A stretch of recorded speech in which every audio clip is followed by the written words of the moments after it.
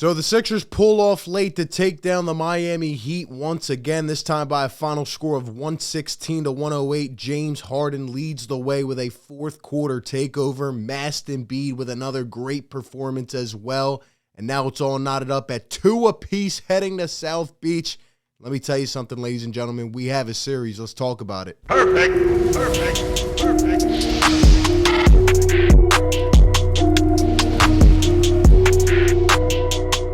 What is going on, everybody? RB here. Welcome on into Philly Take with RB. Hit the like button, subscribe to the channel. Be sure to ring the bell so you don't miss any of the content. Tonight, we're back, and the game just ended a little while ago.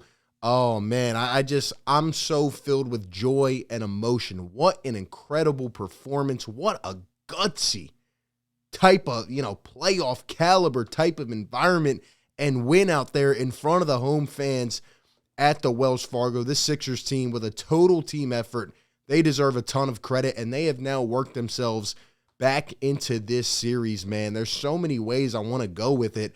But first and foremost, man, to the Miami Heat, their fans were talking a lot after the first couple games, deservedly so. I gave them their credit. But, man, the Heat fans have to be a little nervous at this point. It is now 2-2, heading back to South Beach. The Sixers have looked completely different in these last two games with Joel Embiid compared to the first two. And I'm telling you, man, we have a series. And I want to start here as well. In the preview and throughout the entire week, obviously I said during the preview video that it was one of the hardest to pick in terms of, predicting the series because I didn't know the health and the availability of Joel Embiid. Now, over the last couple games, I said, well, if we get 2 consecutive games, right, not just one, it could be a fluke. If we get 2 consecutive games where Joel Embiid comes out and looks healthy and looks like he is still mobile and, can do Joel Embiid things, I might consider changing my prediction. Well, I've made my mind up. After the last 2 games, I am changing my prediction from Heat in 6 to Sixers in 7. I don't usually do that, but like I had said, it was really contingent upon whether Joel would play in the series and what he would look like. And over the last 2 games, he has looked incredible. He's looked like himself. I don't even know how he's doing it, playing at this level and being Joel Embiid with all the injuries he has suffered. But he's here. He's leading the way. And like I've, referenced before, I don't think anything other than an injury is going to get in his way. I don't think anything's going to stifle Joel Embiid. That man is on a mission. And I just wanted to put that out there. But we got to start with the man. Hold up, man. Take it in. Let it resonate, okay? The James Harden game. Yes, this is why you trade for James Harden. The Sixers won the trade by a million miles. Not just because of tonight. And tonight was special, but, overall, just the fact, like how comforting is it that in the second round of the playoffs, for once, with how many times we've been here, we have a guy that can take over a game and take all the pressure off of Joel Embiid's shoulders. How comforting is that, especially at the guard position? And I'd even argue we have more than one. But James Harden, look at that face. The best part about tonight, obviously he was going off late, it was seeing him get so ecstatic, seeing him finally wake up and feel like, yo, I can do this, man. He turned back the clock in the fourth quarter. He was sensational, finished with 31 points, 7 rebounds, 9 assists, 6 for 10 from deep. And it's funny because in the first quarter, the Sixers came out, and this was a really tight, gritty game. I knew it was going down to the wire, but, I knew someone would have to pull out and make the big shots.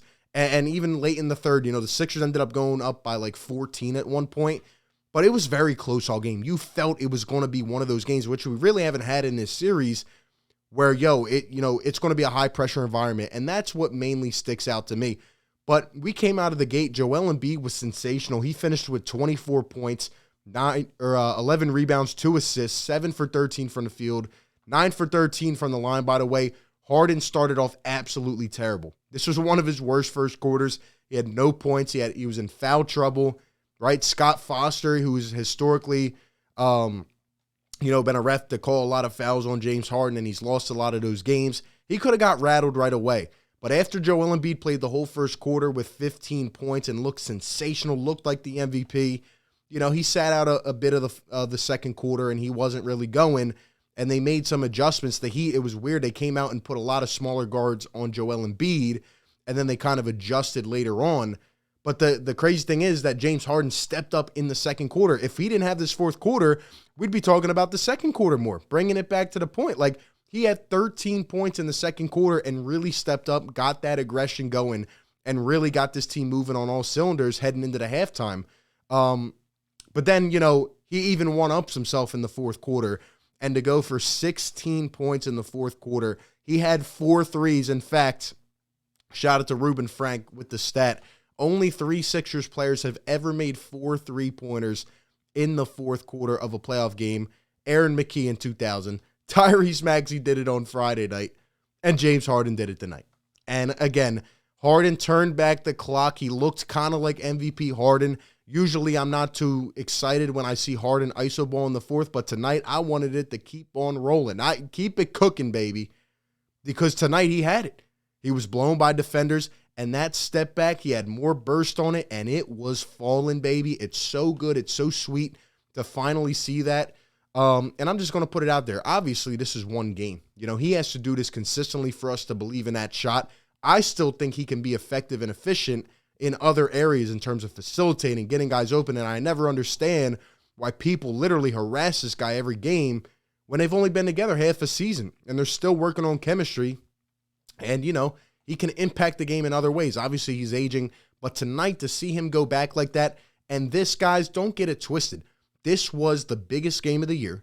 This was the biggest game since last playoffs, and I said it from the jump. This was a must-win. You could not go down 3-1 going back to Miami because it was over at that point. And you know what the Sixers did? And the number one takeaway, the number one thing that sticks out to me, the Sixers tightened up in crunch time. They looked like the number 1 seed, not the Heat. The Heat looked like the number 4 seed. The Sixers got better in crunch time. They had guys that took over, made the big shots. We didn't get rattled, even if we got in foul trouble early in the game. And the refs did kind of go the other way in the second half, I'll be honest. I mean, Scott Foster was a disaster all day, to be honest. But, even through all the adversity, even with Jimmy Butler going for 40 points, he played magnificent. Again, 2 big Jimmy Butler performances wasted in a row. Bam Adebayo had a better game, 21, 7, and 4. Even with all that and Butler going toe-to-toe, the Sixers did not fold under pressure. They had multiple guys who could get a bucket, and they did not, shatter. They seemed confident again, and that level of confidence ties back to Joel Embiid. Having him on the floor was everything. This was Harden's night. This was Harden's game, and I'm so happy for him. And if we get this Harden going forward, we can beat anybody. But Joel Embiid's presence has completely 180'd this series. And that's just the truth on offense and on defense. Now, the Sixers had a couple stretches tonight where, again, they're letting up. I wish we could have, thrown something different at Jimmy. He was just going off. Overall, the Sixers, I mean, we played some pretty decent defense. The Heat did miss a lot of shots again. And that's another thing in terms of tying it back to the Heat fans. All they told me was, oh, well, we're not going to shoot that bad again. There's no way we ever shoot that bad. I didn't think the Heat were going to shoot as bad as they did the other night. And you know what's funny? They shot worse. They shot worse. They ended up shooting 20% from 3, 7 for 35. Meanwhile, the Sixers, once again, flipped it and had a great shooting night. The last 2 games, Sixers, 48.5% from 3. What did I say last game? It is not a coincidence that when Joel Embiid is on the floor, they have to bring more attention to Joel, and more guys are going to open up on the perimeter. And we're knocking down shots.